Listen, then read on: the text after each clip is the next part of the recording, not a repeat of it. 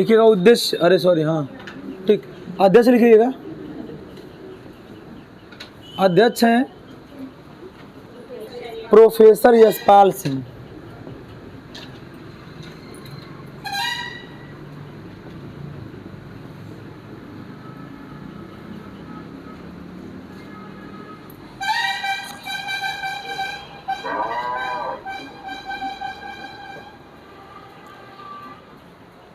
ठीक, आप fort William college का नाम सुने होंगे, लिखवाए भी आप लोगों को। स्थापना कब की गई थी?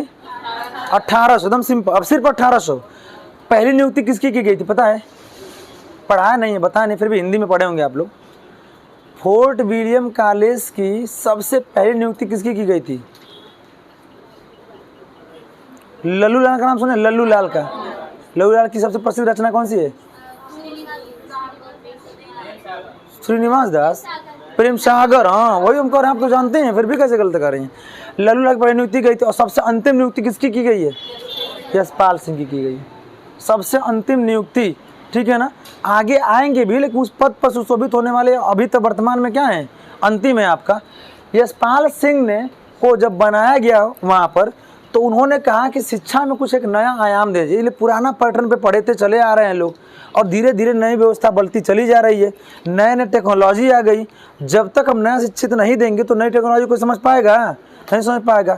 अभी देखिए जैसे चश्मा आप पहन रहे हैं ना, अब चश्मा जो है कि आप ऐसे दो जगह से मोड़ते हैं ना, अब 3 फोल्ड आ गया, बीच में से ही मोड़ने वाला आ गया। पॉकेट चश्मा आ गया, आप नॉर्मल पॉकेट में भी क्या कर सकते हो उसे, इतना फ्लेक्सिबल आ गए हैं, उस पर आप दब गया चढ़ जाएंगे तभी वह। अच्छी बताइए, टेक्नोलॉजी नहीं विकसित होगी, नहीं जानेंगे, नई व्यवस्था नहीं आएगी तो कोई समझ पाएगा? फ्लेक्सिबल फोल्डिंग वाला ना, हाँ हम कहें फ्लेक्सिबल कि चढ़ जाइए रूट पे ना करें। फ्लेक्सिबल आ गई मतलब मोड़ने वाली, ये है फ्लिप वाली। तो ऐसे यहाँ पर है, यशपाल सिंह ने, यशपाल समिति के तहत पहली बार यह उद्देश्य रखा गया था, शिक्षा बिना बोझ की। ठीक, लिखिएगा उद्देश्य, हेडिंग लिखिएगा उद्देश्य।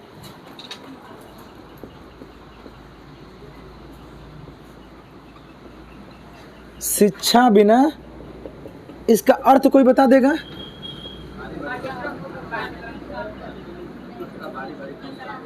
पाठ्यक्रम कम न करने की बात कही गई है। हाँ, किताबों का बोझ बच्चों से कम कर दिया जाए। इसके लिए विद्यालय में लाइब्रेरी की व्यवस्था किया जाए, कि किताब दिया जाए, बच्चा घर पे रखे, बस पढ़ने वाली पुस्तक कॉपी ही लेके, लिखने वाली लेके जाए, और विद्यालय उसको प्रोवाइड कराए, और फिर वह जमा कर ले और बच्चा क्या हो जाए, चलाए। इसलिए कि मान लीजिए कुल 8 घंटे है, कुल 7 विषय है पढ़ना, और कुल मिला के 7 को हो ही जाएगा किताब? नहीं हो जाएगा। हिंदी की 2 हो जाएगी ना, एक व्याकरण, एक ठो मतलब अरे एक व्याकरण और एक ठो गद्य, 2 हो जाएगा ना। ऐसे संस्कृत का हो जाएगा, अंग्रेजी का हो जाएगा, विज्ञान का हो जाएगा, भूगोल का हो जाएगा, नागरिक शास्त्र का हो जाएगा। ऐसे वो कला या कृषि का हो सकता है, होगा ना।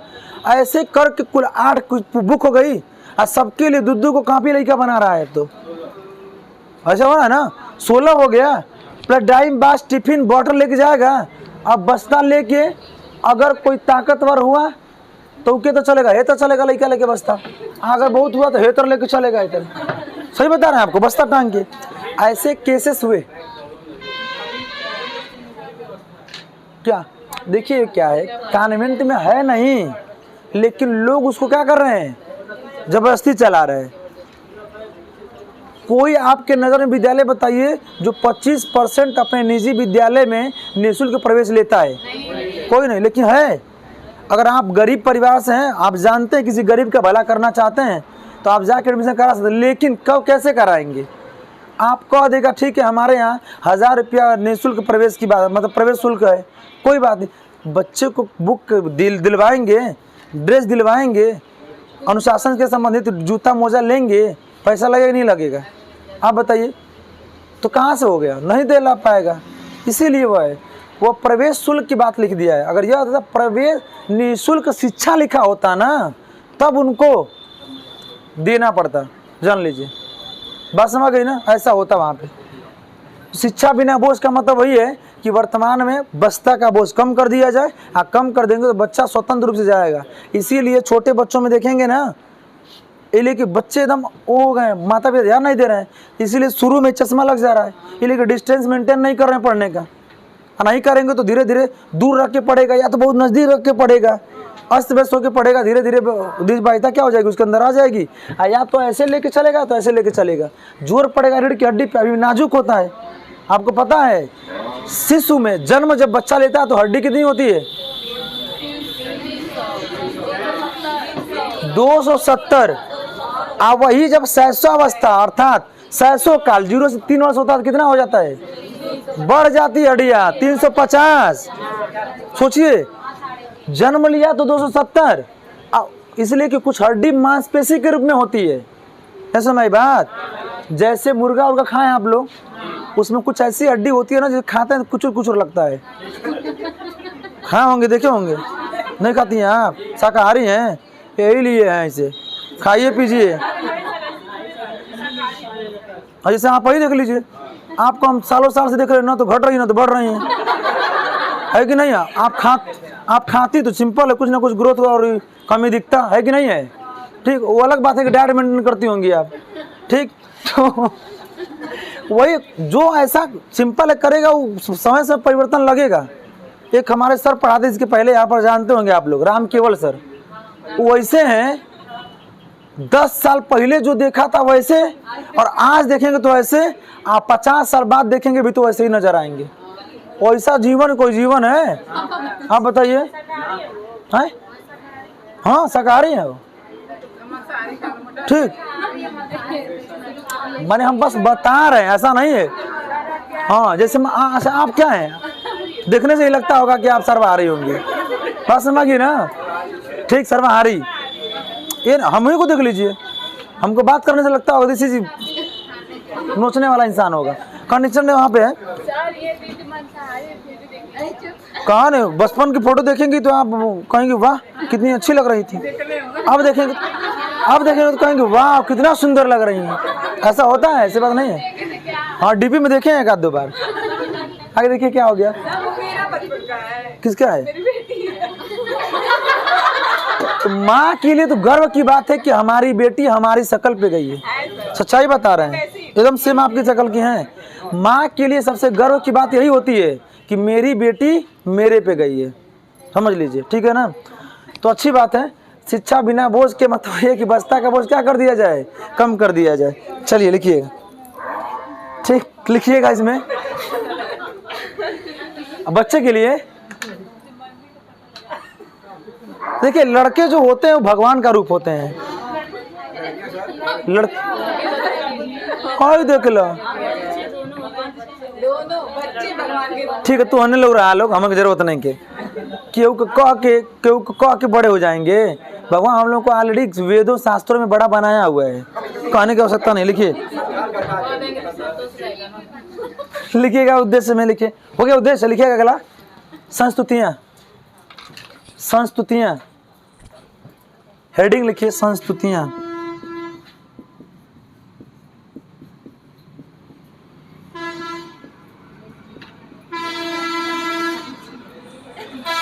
ठीक, वही करके दिखा दीजिए आप लोग। लिखिएगा स्कूली छात्रों को शैक्षिक बोझ, कुछ में लिखिएगा बस्ता।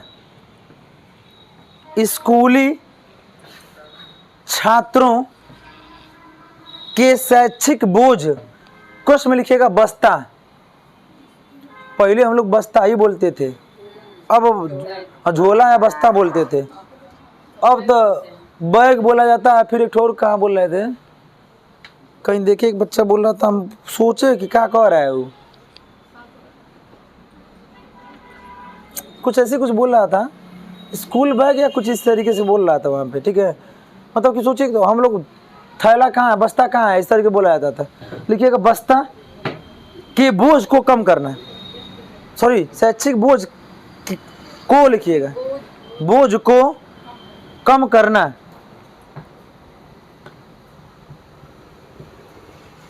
अगला पॉइंट लिखिएगा, प्राथमिक विद्यालय के बच्चे को,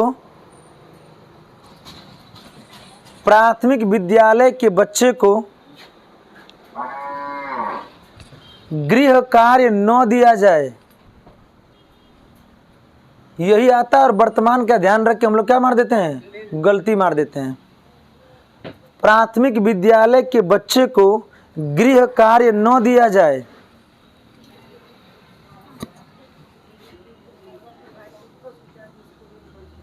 अगला पॉइंट लिखिए, जिला, तहसील, ग्राम एवं ब्लॉक स्तर पर, जिला, तहसील, ग्राम एवं ब्लॉक स्तर पर शिक्षा समितियां तैयार किया जाए, शिक्षा समितियां तैयार किया जाए।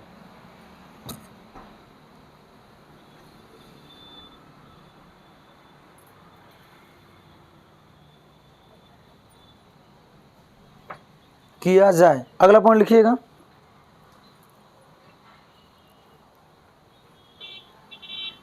कि प्राथमिक विद्यालय में, विद्यालयों में लिखिए, प्राथमिक विद्यालयों में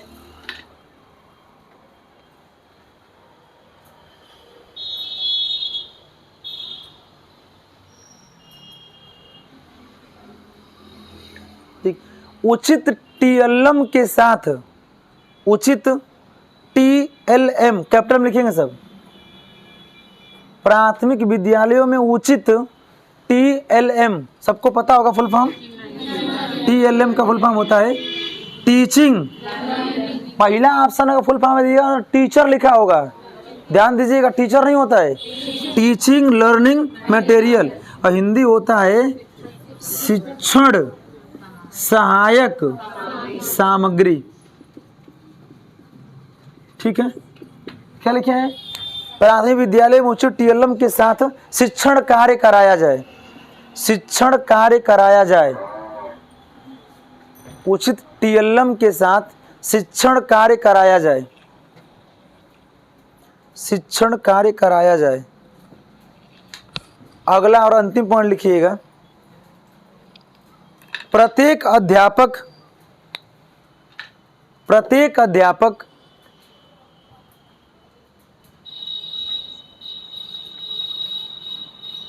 अभिभावक की भूमिका में शिक्षा प्रदान करे, प्रत्येक अध्यापक अभिभावक की भूमिका में शिक्षा प्रदान करे, अभिभावक की भूमिका में शिक्षा प्रदान करे।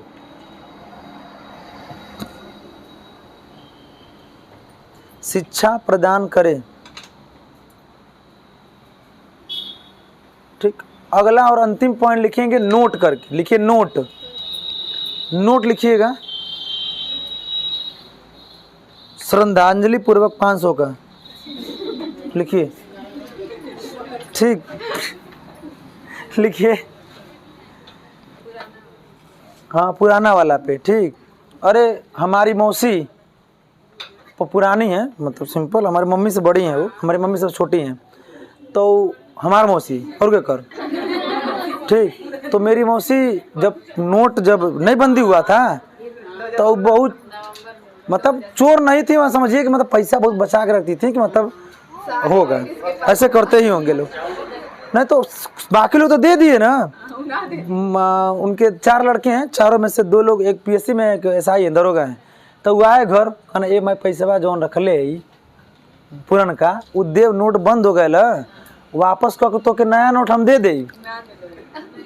बात समझी ना, कहाँ पैसा, तुम लोग कहाँ पैसा दे लोग हमके, ओके लगल कि नहीं।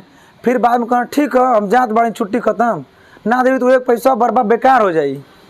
देखिए होता ना, उनको ही करते, उनका एक छोटा लड़का है चौथका वाला, उसको बड़ा मानती हैं, इसलिए कोई कुछ करता नहीं है, मतलब घर बाहर ही रहता है। देखते होंगे अक्सर माँ बाप का ये होता है कि तुम लोग तो कमात वालों को, ऐसा नहीं सबको मानते हैं। ऐसे तो वहाँ पे उनसे कहला कि ये बाबू ऐसा पैसा हो का हुई 2000 रुपया, अब भूला, वो तो दे दी, ठीक वापस हो गया। 1000 रुपया 500 वो ऐसा रखती थी, एगो झोला, ओकर अंदर एगो झोला, ओकर अंदर एगो बटुआ वाला देखे होंगे जो खिंचवा नहीं होता था वो वाला, और ओकर अंदर कागज में लपेट के बुढ़िया रखले रहे।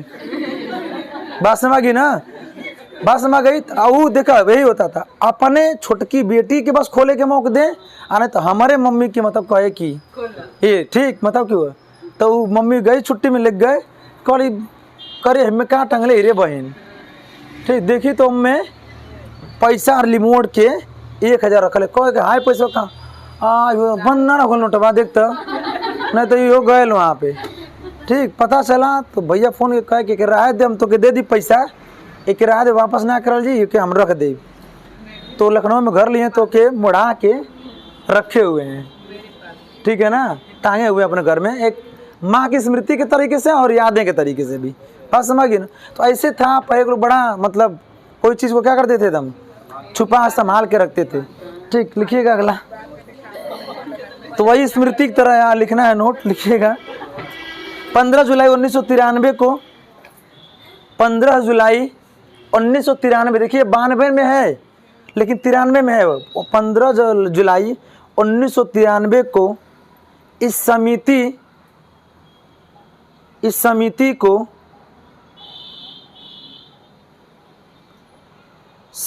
को शिक्षा बिना बोझ के, समिति को शिक्षा बिना बोझ के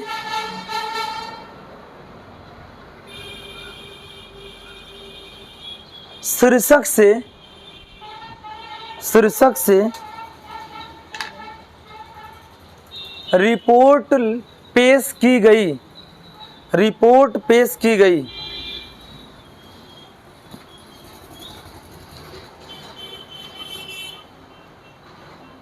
रिपोर्ट पेश की गई। चलिए समझ जाते हैं सब इसको। पहला पॉइंट क्या लिखा हमने, स्कूली छात्रों को शैक्षिक बोझ अर्थात बस्ता को क्या कर दिया जाए, कम। बस्ता कम करने का मतलब बस्ते में किताबों को क्या कर दिया जाए, कम करने की बात। अगला, प्राथमिक विद्यालय के बच्चे को गृह कार्य, देखिए 9 देने की बात कही गई थी, मतलब प्राथमिक मतलब 1 से 5 तक के बच्चे को भी जितना आप उसे पढ़ाइए लिखाइए कर दीजिए पढ़ने पर। ऐसा नहीं देखते होंगे आजकल, मैं तो देखता हूँ बच्चों को मौका ही नहीं मिल पाता गृह कार्य करने का। 7 बजे से लेके 1 बजे तक इस विद्यालय रहता है, 1 बजे जाएगा, कुछ नाश्ता पानी करेगा, 2 बजे, 2 से लेके 4 तक ट्यूशन, आराम करेगा कुछ तो ट्यूशन लगा दे रहे हैं। स्कूल का होमवर्क प्लस ट्यूशन का होमवर्क, दोनों होमवर्क कहाँ से कर पाएगा वो। 8 बजे 9 बजे झुलमिलाया लग रहा है, मतलब सुनीता है लग रही जगह, 7 बजे को मम्मी मार मार के जगा रहे हैं, फिर कहाँ होमवर्क कर पाया। तो 7 बजे रोता है, कहाँ होमवर्क ना पूरा, मम्मी टेढ़ कुछ लिख के देती हैं, है कि नहीं बता रहे हैं आप। इसीलिए मुझे जहाँ तक आपको संभव हो, अगर मौका हो तो आप घर पर बच्चे को खुद पढ़ाएं, विद्यालय को होमवर्क करा के कुछ पढ़वाने का क्या करिए प्रयास। एक्स्ट्रा ट्यूशन 1 से 5 तक न लगाएं, मतलब मेरा यह मानना है। कब लगाएं, जब आप बच्चों को नहीं टाइम दे पा रहे हैं, ठीक, उसमें भी ट्यूशन लगा रहे हैं तो ट्यूशन वाले टीचर से कहिए कि आप एक्स्ट्रा मत दीजिए, जो स्कूल में पढ़ाया जा रहा है उसको हल करा के कुछ पढ़वा दीजिए। एक्स्ट्रा वो भी देंगे, बच्चा कब कर पाएगा आप बताइए। कैसे अलग हो जाएगा। हाँ कभी कभी होता है स्कूल में, मान लीजिए पहाड़ा वाला सेक्शन पढ़ा दिया गया है, टेबल वाला, अभी होंगे तो रोज पढ़ा देंगे, रटवाएंगे, तो बच्चे को थोड़ा सा हार्ड हो जाएगा, होता कि नहीं। तो क्षमता तो आप कर रही है घर पे ना, आप माता पिता गार्जियन घर पे पढ़ाना ही नहीं चाह रहे हैं, इसीलिए बच्चे तो कभी नहीं चाहते, इतना जान लीजिए।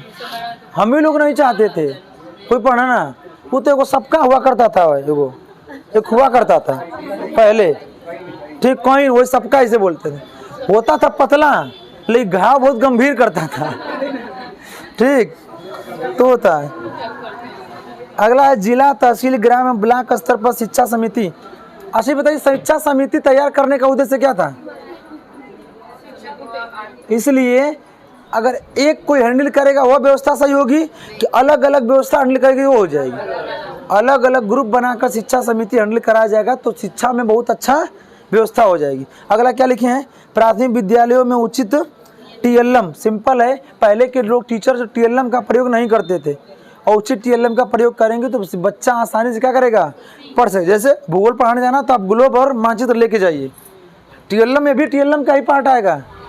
आप लिखे होंगे सहायक सामग्री में जब पाठ योजना बनाए होंगे तो चाक, डस्टर, पॉइंटर, पॉइंटर समझते हैं, अगर आप ऐसे लेके मान दिखाएंगे इधर वाले बच्चे देख पाएंगे, लेकिन अगर मान लीजिए बच्चे बैठे हैं, आप स्टिक का प्रयोग कर रहे हैं, मान लीजिए पॉइंटर होता है नुकीला, आप लिखते समय कुछ लोग तो खरीदे भी रहे होंगे, मुझे देखा हम लोग कुछ खरीदते थे, ऐसे रखेंगे तो बाकी बच्चे भी ध्यानपूर्वक देखेंगे और इंडिकेशन करते हुए आप चले जाएंगे। यह सभी शिक्षण सहायक सामग्री के अंतर्गत आ जाएगा। अगला क्या लिखे हैं, प्रत्येक अध्यापक अभिभावक की भूमिका में शिक्षा प्रदान, इसीलिए सवाल एग्जाम में बनता है। क्या बनता है, सवाल बनता है सीटेट में कि अगर कोई बच्चा कोई गलत व्यवहार करता है, कोई होमवर्क नहीं करके आता है तो उससे आप क्या करेंगे।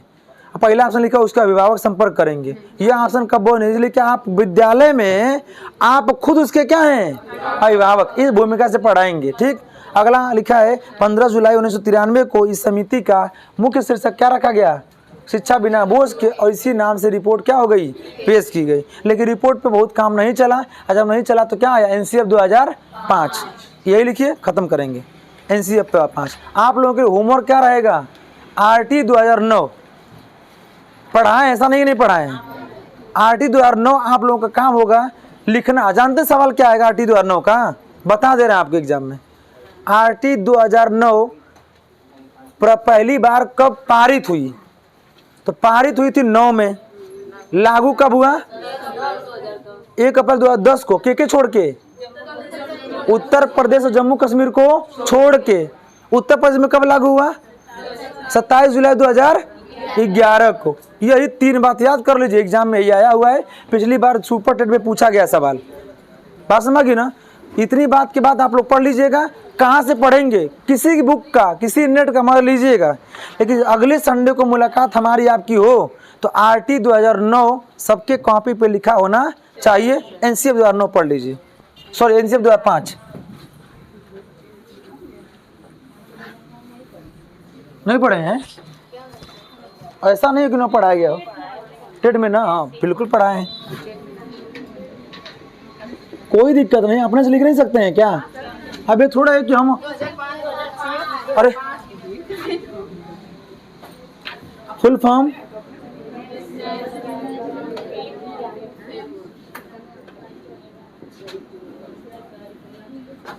नेशनल कैरिकुलम फ्रेमवर्क, इसका हिंदी होता है राष्ट्रीय पाठ्य चर्या की रूप तेरा देख के रूपरेखा, राष्ट्रीय पाठ्यचर्या की रूपरेखा। छोड़ दिए क्या सर जी, ठीक, कोई दिक्कत नहीं, ज़्यादा टाइम नहीं लगेगा, 5 पॉइंट लिखना है आपको, बहुत ज़्यादा नहीं है। लिखिए एनसीएफ 2005 हो गया। लिखिए अध्यक्ष, फिर इनके भी अध्यक्ष कौन होंगे, यशपाल सिंह। लिखिए अध्यक्ष यशपाल सिंह।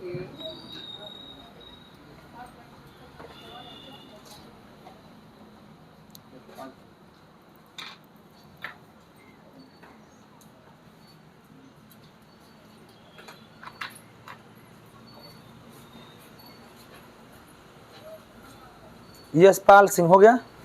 अगर लिखिएगा उद्देश्य, उद्देश्य भी यही रहेगा, शिक्षा बिना बोझ के।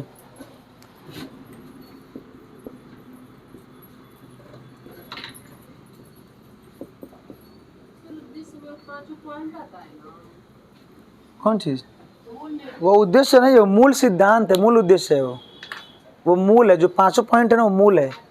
उद्देश्य, मुख्य उद्देश्य लिखिएगा ऐसे, या सिर्फ उद्देश्य लिखिएगा। नहीं उद्देश्य लिखना है तो जानते हैं क्या लिखिए, स्लोगन, स्लोगन या उसी को हम क्या कहते हैं, नारा, या उसी को हम क्या बोलते हैं, प्रेरक वाक्य। बस कोई दिक्कत नहीं है, कुछ भी आएगा क्या लिखेंगे, शिक्षा बिना बोझ के,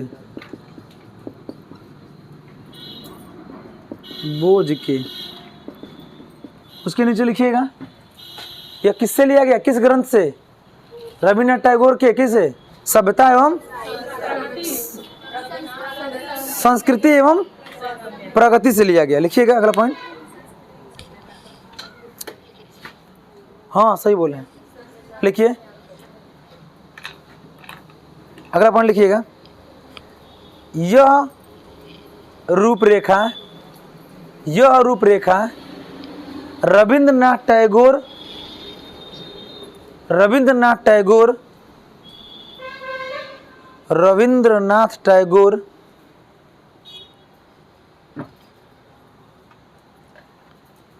की पुस्तक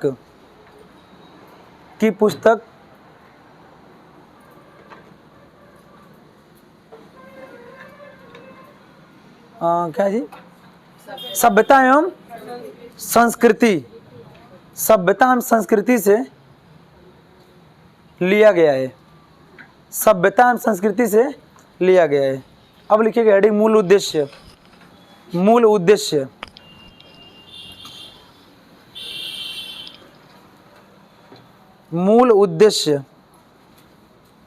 डैश लिखिएगा 5। मूल उद्देश्य डैश लिखिएगा 5।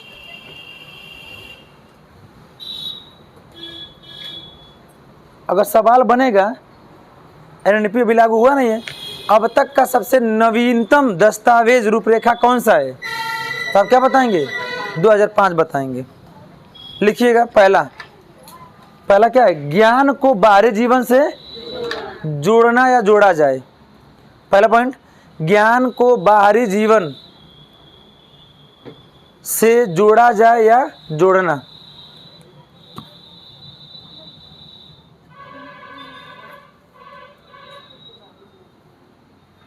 अगला पॉइंट लिखिए दूसरा, पढ़ाई को रटंत प्रणाली से मुक्त कराया जाए या मुक्त कराना।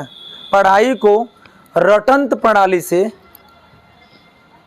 मुक्त कराना या मुक्त कराया जाए, कुछ भी लिख सकते हैं आप,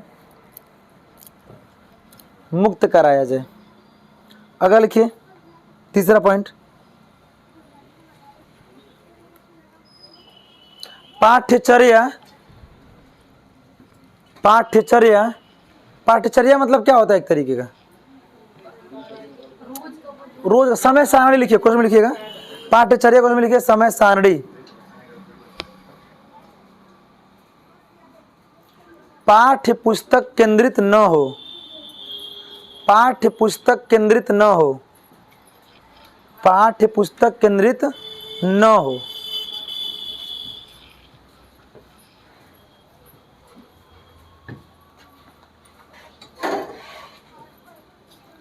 चौथा पॉइंट लिखिए, कक्षा कक्ष को किसे जोड़ा जाए? गतिविधियों से जोड़ा जाए। कक्षा कक्ष को गतिविधियों से जोड़ा जाए। कक्षा कक्ष को गतिविधियों से जोड़ा जाए।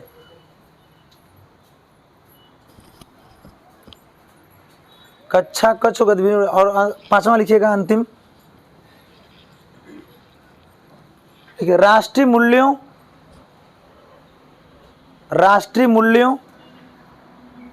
के प्रति आस्थावान एवं राष्ट्रीय मूल्यों के प्रति आस्थावान एवं मातृभाषा में शिक्षा दी जाए। राष्ट्रीय मूल्यों के प्रति आस्थावान एवं मातृभाषा में शिक्षा दी जाए। मातृभाषा में शिक्षा दी जाए।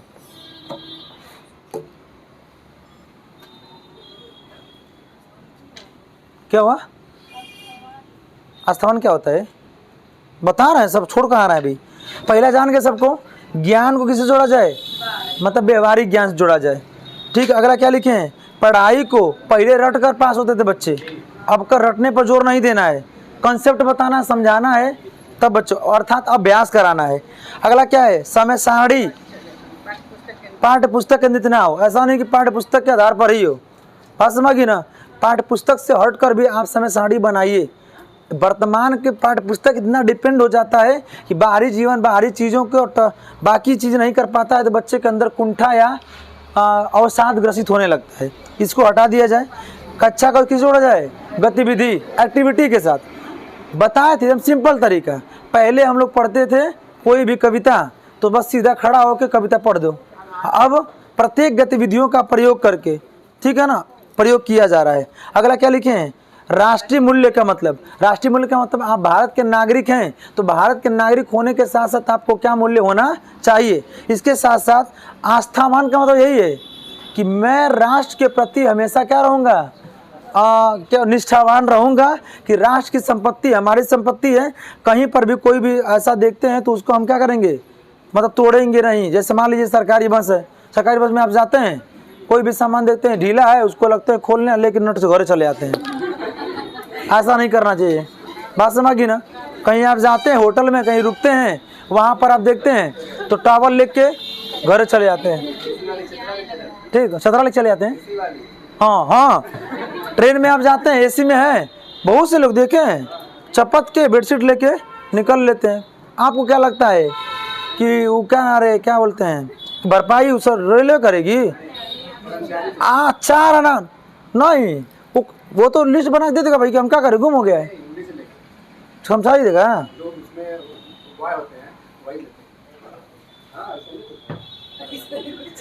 अब इसके बारे में नहीं पता है, तब ऐसे लेके आते हैं लोग।